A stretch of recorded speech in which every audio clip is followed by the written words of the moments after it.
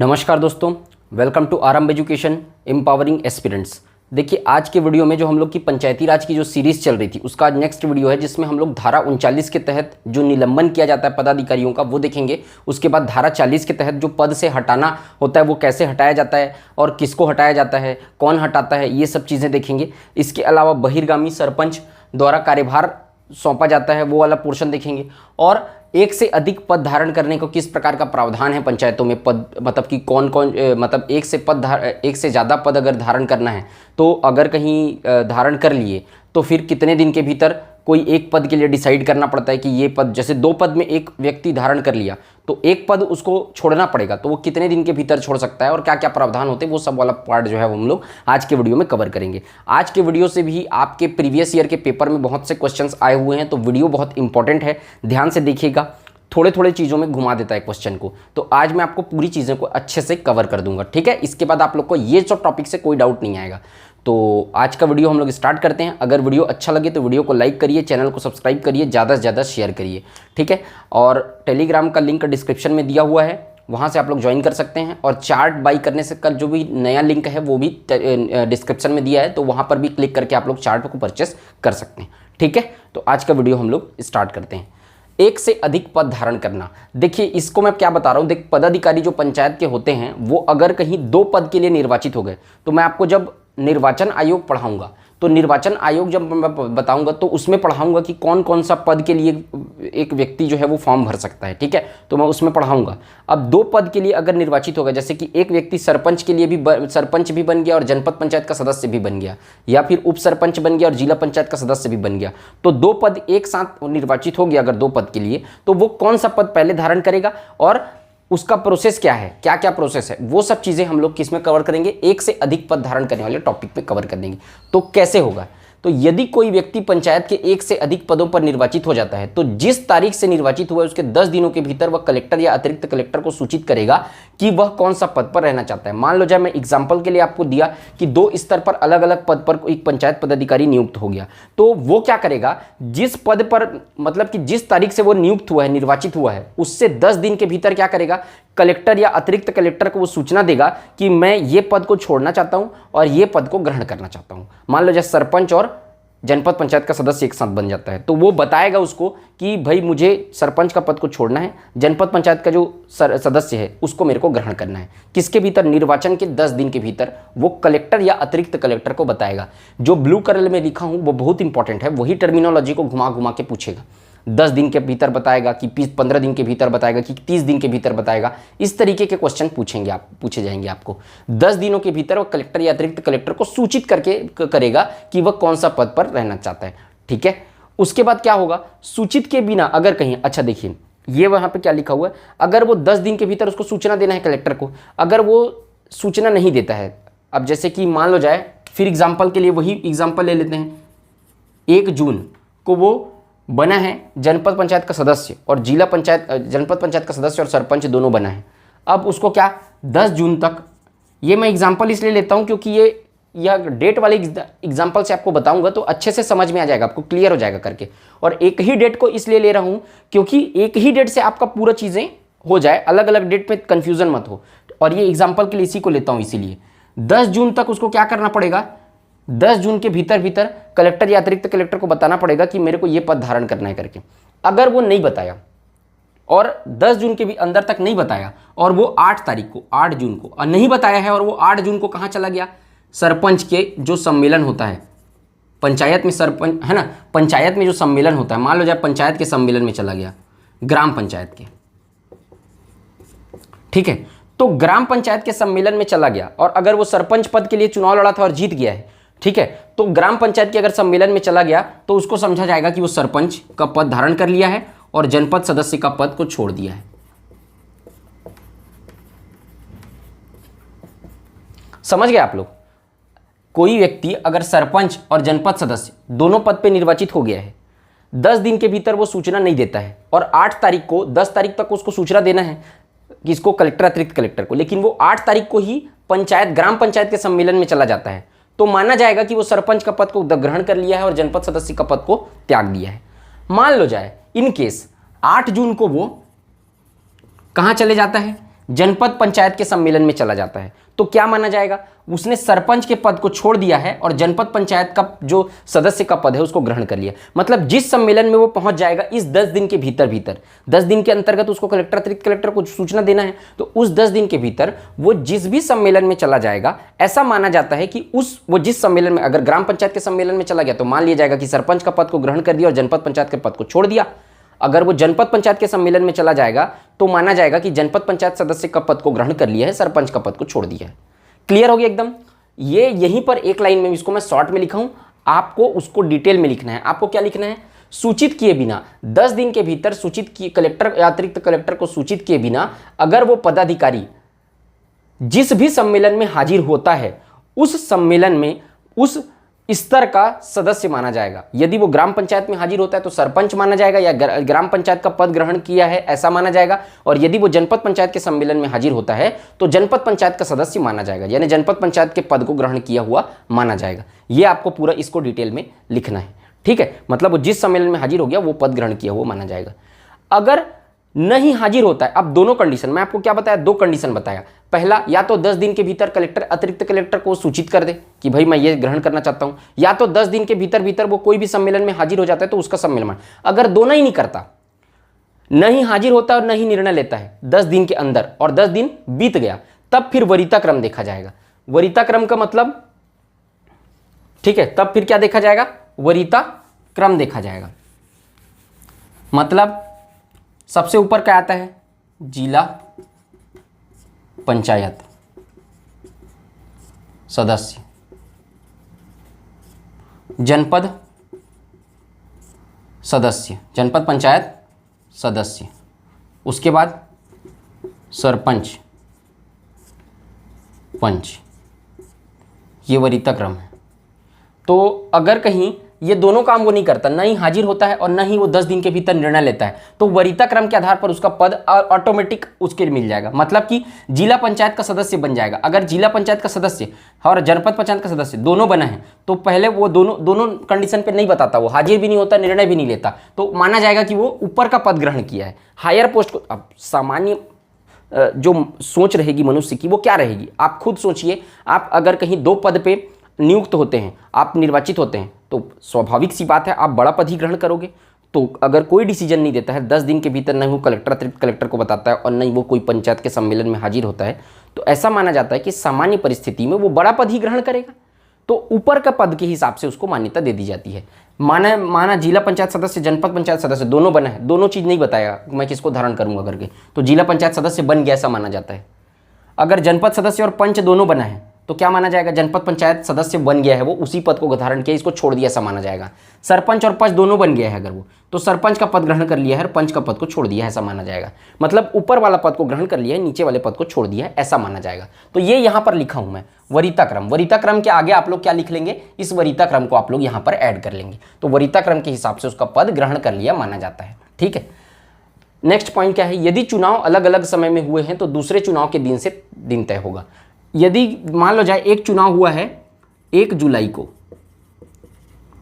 मतलब मान लो जाए सरपंच पद के लिए जो चुनाव हुआ है वो 1 जुलाई को हुआ है और जनपद सदस्य के लिए चुनाव हुआ है 5 जुलाई को हुआ है, ठीक है। अब दोनों ही पद के लिए ये निर्वाचित हो गया है, तो क्या माना जाएगा? 10 दिन का जो टाइम गिना जाएगा, ये क्या 10 दिन के भीतर वो कलेक्टर अतिरिक्त कलेक्टर को सूचित करेगा, तो वो टाइम गिना जाएगा दूसरे, मतलब कि जो बाद में जो निर्वाचित हुआ है उससे 10 दिन, मतलब इससे 10 दिन मतलब 15 जुलाई, ठीक है। ये तो 5 जुलाई से भी, ये 1 जुलाई से को भी एक निर्वाचन हुआ, इसका सरपंच बना है, 5 जुलाई को जनपद पंचायत सदस्य बना है, तो इससे 10 दिन नहीं गिना जाएगा। ये जो दूसरा निर्वाचन है उससे 10 दिन का समय गिना जाएगा, मतलब 5 जुलाई को जो निर्वाचन हुआ उससे 10 दिन का समय दूसरे निर्वाचन से। तो यही लिखा हुआ है, यदि चुनाव अलग अलग समय में हुए हैं तो दूसरे चुनाव के दिन से 10 दिन का तारीख गिना जाएगा। 10 दिन तक देखा जाएगा कि वो इसको सूचित करता है कि नहीं, या तो हाजिर होता है कि नहीं, वो 10 दिन का ताम देखा जाएगा, फिर वरीयता क्रम के हिसाब से उसको पद मिल जाएगा। ये यहाँ पर लिखा हुआ है, ठीक। तो ये पूरा आपका 1 से अधिक पद धारण करना, इससे ज़्यादा सवाल नहीं आएगा इसमें, इतने में आपका बन जाएगा। एक स्टूडेंट्स ये भी पूछ रहे थे कुछ लोग कि धारा से संबंधित, देखो धारा को मैं जितना भी धारा हो रहा है आप लोग का, जरूरत है आप लोग का, जो पिछले पेपर में आया हुआ है, पिछले 15 साल के पेपर में, वो पूरा धारा मैं कंप्लीट करा रहा हूँ। लेकिन अब एक एक चीज़ का धारा, कितने धारा याद करोगे आप? जरूरी नहीं है, वो कोई मतलब ही नहीं है उसका पढ़ने का। तो फिर भी जितना हो सके, अगर आप लोग बोलेंगे ही, उसके बाद भी पूरा धारा बताओ करके, तो मैं मेरे बताने में कोई दिक्कत नहीं है, मेरे पास डाटा है, मैं सब बता दूंगा पूरा धारा। लेकिन बात यह है कि वो कोई जरूरत नहीं है आपका, 4 ठो धारा आपको जरूरत है, वो चारों धारा को मैं बता रहा हूं आपको। कौन कौन सा? एक अविश्वास प्रस्ताव का धारा बताया, एक रिकॉल का धारा बताया 21-21A, उसके बाद एक निलंबन का धारा अभी बताऊंगा, और उसके बाद एक पद से हटाना। चारों धारा को मैं डिटेल में कवर कर रहा हूं, ठीक है। बाकी धारा का उतना रिलेवेंट नहीं है, वो जरूरत नहीं है आप लोग को याद करने का, आप लोग देख लेना, उसके बाद भी अगर बोलोगे तो मैं बता दूंगा। धारा 39 निलंबन, ठीक। निलंबन मतलब क्या होता है, इसको इंग्लिश में क्या बोलते हैं? सस्पेंड बोलते हैं इसको, सस्पेंशन। कैसे होता है सस्पेंशन? किसे, पहले तो ये देखो कि अच्छा ये 3 स्तर मैं बनाया हूं, ग्राम, जनपद और जिला। लिखा नहीं हूं, आप लोग लिख लेंगे, ग्राम पंचायत, जनपद पंचायत, जिला पंचायत। तो किसे किसे सस्पेंड किया जा सकता है और कौन कौन करता है, और ठीक है, तो ये सब चीजें हम लोग देखेंगे।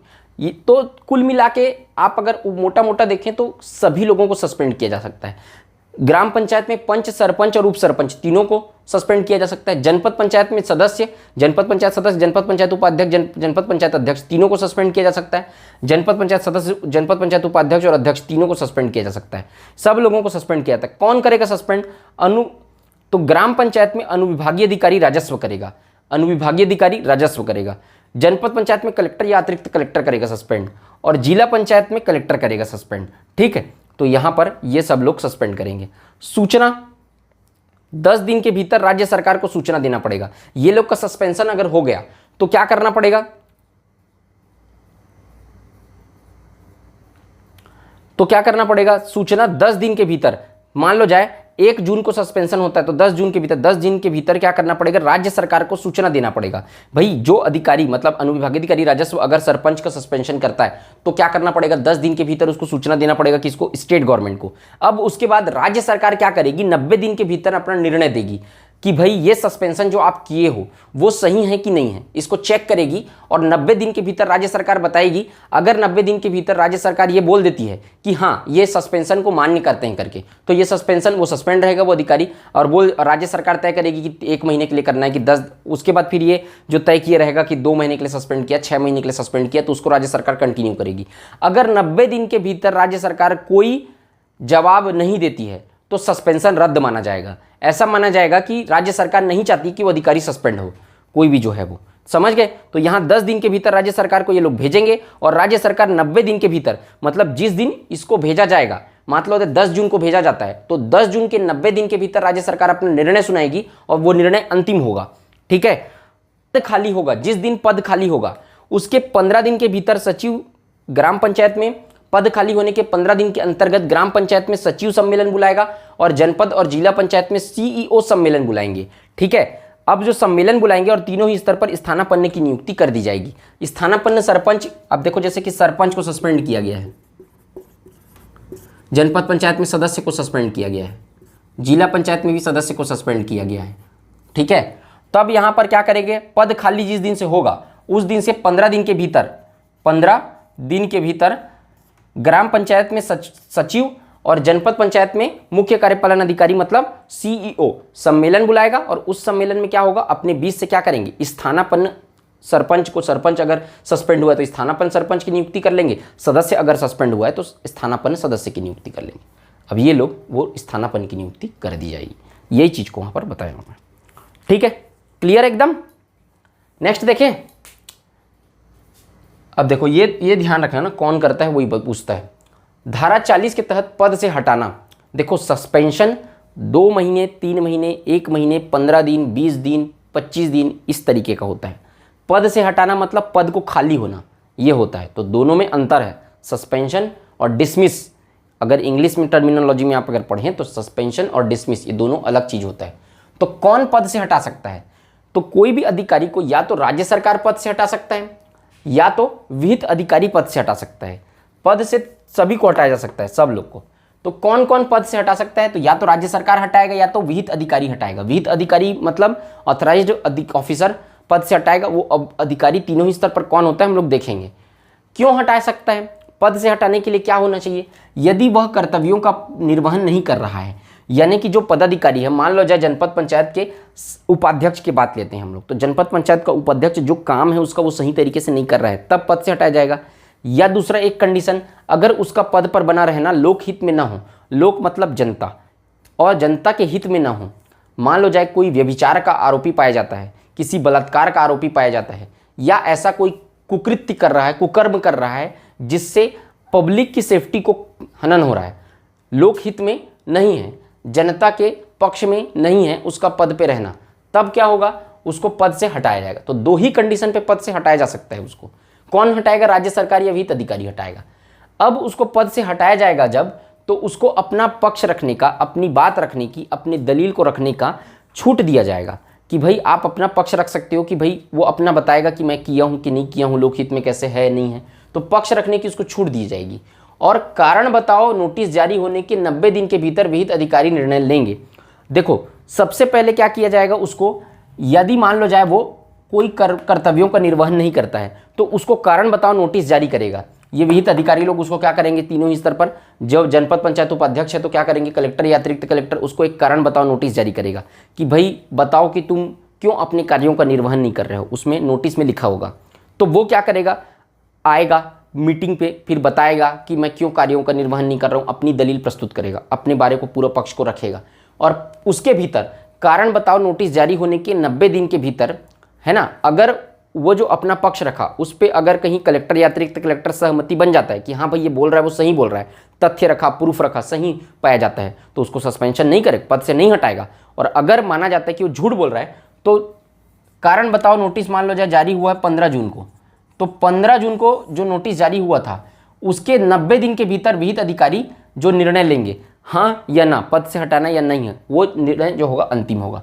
ग्राम पंचायत के स्तर पर अनुविभागाधिकारी राजस्व, जनपद पंचायत के स्तर पर कलेक्टर या अतिरिक्त कलेक्टर और जिला पंचायत के स्तर पर कलेक्टर, ये लोग क्या करते हैं, कारण बताओ नोटिस जब जारी करेंगे उसके 90 दिन के भीतर क्या करेंगे, जो फाइनल डिसीजन लेंगे, जो क्या होगा, अंतिम होगा, लेकिन उसको अपने पक्ष रखने का पूरा मौका दिया जाएगा। तो ये ध्यान रखना कि कारण बताओ नोटिस जब जारी होगा उसके 90 दिन के भीतर का वैल्यू को काउंट किया जाता है। ठीक है, एकदम आसान है, बहुत आसान भाषा में आप लोग को समझा रहा हूँ, एकदम एग्जाम्पल दे के एक एक डेट का, ताकि आप लोग को अच्छे से क्लियर हो जाए। कॉन्सेप्ट आप लोग क्लियर रखेंगे तो क्वेश्चन जो कथन कारण वाला आएगा वो आप लोग लगा पाएंगे। इसीलिए मैं कोई चीज़ों को छोड़ नहीं रहा हूँ, पूरी चीज़ों को बता रहा हूँ। आपके दिमाग में बहुत सारी चीज़ें और आ रही होंगी कि ये नहीं बताए हैं, ये नहीं बताए हैं, आप लोग चिंता मत करिए, पंचायत अभी मैं पूरा बताऊँगा, अभी बहुत सारी चीज़ें बची हुई हैं, मैं पूरी चीज़ों को कवर करवाऊँगा स्टेप बाय स्टेप। एक साथ बहुत सारी चीज़ों को नहीं बता रहा हूँ, धीरे धीरे करके इसलिए बता रहा हूँ क्योंकि आप लोग को अच्छे से एक क्लास को आप लोग पहले पढ़ लेते हैं ना, तो एक क्लास को पूरा रिवीजन करके सेकंड क्लास देखा करिए, तो उससे आप लोग को ज़्यादा फायदा होगा। पीछे के कॉन्सेप्ट अगर क्लियर होते जाएंगे तो सामने की चीज़ें जल्दी जल्दी अंदर जाती जाएंगी और दिमाग में याद रहेगा। एक साथ किसी चीज़ को पढ़ने का कोशिश करोगे तो याद नहीं रहता है, और कोशिश करो कि ये जो चार्ट के फॉर्म में मैं अवेलेबल कराया हूँ उस फॉर्म में याद रखो। तो वहाँ पर जो चीज़ें हैं वो इतना पढ़ने का ज़रूरत नहीं है, ये 3 चीज़ को देख लिए, ये एक चीज़ 90 दिन के भीतर, ये एक एक चीज़ में मैं क्या किया हूँ उसको पॉइंट टू पॉइंट ऐसा पॉइंट बना के लिख के, ऐसा स्टार मार्क करके पॉइंट बना के लिख दिया हूँ। तो जो इतना सारा चीज़ें आप लोग को पढ़नी पड़ रही है यहाँ पर, वो उसको छोटे छोटे चीज़ में, ये सब चीज़ें वहाँ पर लिखाई हुई जो आपके काम की हैं, वो सब चीज़ों को आप 5 मिनट में पढ़ सकते हो वहाँ पर। तो इस तरीके के फॉर्म में, या आप लोग उसको परचेस नहीं करना चाहते तो खुद से वो बना लीजिए, है ना, उसका तो ये टेबल फॉर्म में, और उसको याद रखिए, कोई दिक्कत नहीं, लेकिन याद करने का सबसे अच्छा तरीका वही है। तो अब देखो पद से हटाए जाने के, अब यहाँ आगे देखते हैं। अब पद से हटा दिया गया, तो पद से हटाए जाने के 90 दिन के पद से हटाए जाने के 6 वर्ष तक चुनाव नहीं लड़ सकता। अब किसी कारण से उसको क्या किया गया, पद से अगर हटाया गया है, ठीक है, कारण बताओ नोटिस जारी किया और वो अपना दलील रखने में असफल रहा, पाया गया दोषी, तो पद से हटा दिया जाएगा उसको। अब पद से हटा देने के 6 साल तक, दिक्कत ये है कि पद से हटाए जाने के 6 वर्ष तक चुनाव नहीं लड़ सकता। ये क्वेश्चन कई बार आ चुका है, कितने साल तक चुनाव नहीं लड़ सकता करके, 6 साल तक चुनाव नहीं लड़ सकता वो। ठीक है, क्लियर हो गया एकदम। तो ये सब चीज़ें आप लोग नोट करके रखिएगा। अब देखते हैं बहिर्गामी सरपंच द्वारा कार्यभार सौंपना। बहिर्गामी सरपंच का मतलब क्या होता है, वो सरपंच जो बाहर चला गया है। बहिर्गामी, बहिर मतलब बाहर, गामी मतलब जाना। तो जो सरपंच बाहर निकाल दिया गया है, पद से हटा दिया गया मान लो जा किसी ग्राम पंचायत के सरपंच को, तो वो सरपंच क्या कहलाएगा, बहिर्गामी सरपंच कहलाएगा। अब जो पुराना सरपंच है, वो जो स्थानापन्न सरपंच जो नया आएगा उसको क्या करेगा, अपना कार्यभार सौंपेगा। सरपंच के पास बहुत सारा डॉक्यूमेंट रहता है गवर्नमेंट का, जो पूरा पंचायत रहता है उसका बहुत सारे डॉक्यूमेंट उसके पास फाइल रहते हैं, या कोई सरकारी संपत्ति रहती है उसका फाइल रहता है, तो उसको क्या करना पड़ता है, हैंडओवर करना पड़ता है जो स्थानापन्न सरपंच की नियुक्ति होती है उसको। दूसरी चीज, स्थानापन्न सरपंच जो बनेगा उसका कार्यकाल क्या रहेगा, तो जो सरपंच का कार्यकाल है प्रथम सम्मेलन से, उसी कार्यकाल को वो कंटिन्यू करेगा, मतलब बचे हुए कार्यकाल के लिए वो पद ग्रहण करेगा, न कि पूरे 5 साल के लिए।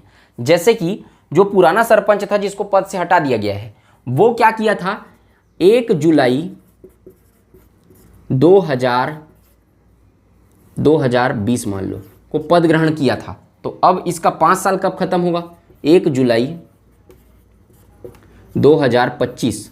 ठीक है, ये पुराना सरपंच था जो पद से हटा दिया गया बीच में, तो उसका पूरा 5 साल का कार्यभार रहेगा कि नहीं, पदभार, तो 5 साल है। अब यहां पर 1 जुलाई 2022 को इस सरपंच को क्या कर दिया जाता है, ये जो सरपंच 5 साल का पद ग्रहण करता 25 तक, लेकिन 2022 में इसको पद से हटा दिया गया किसी कारण से, तब जो नया सरपंच जो बनेगा वो क्या करेगा, बचे हुए 3 साल के लिए 22 से 25 तक के लिए पद ग्रहण करेगा, न कि पूरे 5 साल के लिए। अब 22 से आप 5 साल गिनना मत चालू कर देना, 22 से 25 तक के वो पद ग्रहण करेगा। तो यही चीज बोल रहा हूं मैं आपको कि बचे हुए कार्यकाल के लिए पद ग्रहण करेगा। ये क्या होगा, बहिर्गामी सरपंच का पदभार ग्रहण करना। अब जो पुराना सरपंच है उसका उत्तरदायित्व है कि जो पुरानी फाइल्स है और जो पुराने डॉक्यूमेंट्स है और जो पुराने संपत्ति अगर कोई वो किया हुआ है, लिया हुआ है पंचायत का, तो वो क्या करे, अगले सरपंच को, नए स्थानापन्न सरपंच को हैंडओवर कर दे, उसको समर्पित कर दे। अगर वो ऐसा काम नहीं करता है तो तहसीलदार, है ना, याद रखना कौन सा अधिकारी, तहसीलदार। तहसीलदार क्या करेगा, उसको तहसीलदार उसको नोटिस जारी करेगा, नोटिस जारी करेगा कि भाई अपना जो जो तुम्हारे पास संपत्ति है, जो जो तुम्हारे पास फाइल है, जो जो डॉक्यूमेंट है, उसको क्या करो, नए सरपंच को हैंड ओवर कर दो करके। और अगर फिर भी वो जो पुराना सरपंच है, जो बहिर्गामी सरपंच है, वो ऐसा नहीं करता, तहसीलदार के नोटिस जारी करने के बाद भी ऐसा काम नहीं करता, तब तहसीलदार क्या करेगा, नोटिस जारी करने के, तब तहसीलदार क्या करेगा, कार्यवाही करेगा। तब तहसीलदार क्या करेगा, कार्यवाही करेगा। और ध्यान, अब तहसीलदार क्या कार्यवाही करेगा, तो नोटिस जारी करने के 6 वर्ष तक वो कोई भी पंचायत का सदस्य, अगर वो सदस्य जो बहिर्गामी सरपंच है जिसको बाहर निकाल दिया गया है, ठीक है, अब वो अपना फाइल वगैरह नहीं दे रहा है, तो तहसीलदार कार्यवाही करेगा। और कार्यवाही क्या करेगा, जिस दिन तहसीलदार ने उसको नोटिस जारी किया है उस दिन से 6 साल तक वो सरपंच, मतलब कि बहिर्गामी सरपंच जिसको बाहर निकाला गया, पद से हटाया गया है, वो चुनाव नहीं लड़ सकता। मतलब यही वाला 6 साल तक वो चुनाव नहीं लड़ सकता या कोई भी पद ग्रहण नहीं कर सकता। ये इस तरीके से तहसीलदार उसको कार्यवाही करेगा। तो बहिर्गामी सरपंच द्वारा कार्यभार सौंपना में ये सब चीज़ों को लिख लेना।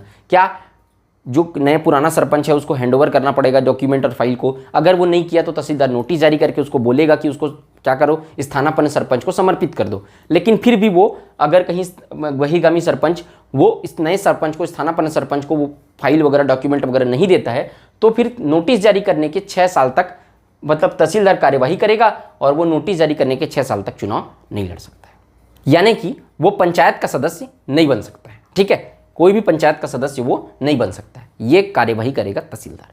तो ये हो गया आपका, तो ये आपका बहिर्गामी सरपंच का कार्यभार सौंपना, इसमें आप लोग पूरा चीज़ को लिख लेना। ठीक है, तो आज की वीडियो में इतना ही करते हैं हम लोग। इसके बाद वाले जो वीडियो में आएंगे तो इसके बाद जो है, इसका बाद का जो टॉपिक है उसको धीरे धीरे करके हम लोग कवर करते जाएंगे। मुझे उम्मीद है कि आपको पंचायत की क्लास अच्छी लग रही होगी। बहुत आसान भाषा में समझाने की कोशिश कर रहा हूँ, मैं डिलीवर करने की कोशिश कर रहा हूँ अलग अलग जगह से जो चीज़ों को इकट्ठा करके आसान भाषा में, तो आप लोगों को वो चीज़ें समझ में आई होगी। अगर आप लोग को मेरी मेहनत अच्छी लग रही है तो वीडियो को लाइक करिए, चैनल को सब्सक्राइब करिए, ज़्यादा से ज़्यादा शेयर करिए। मिलते हैं नेक्स्ट वीडियो में। जय हिंद, वंदे मातरम।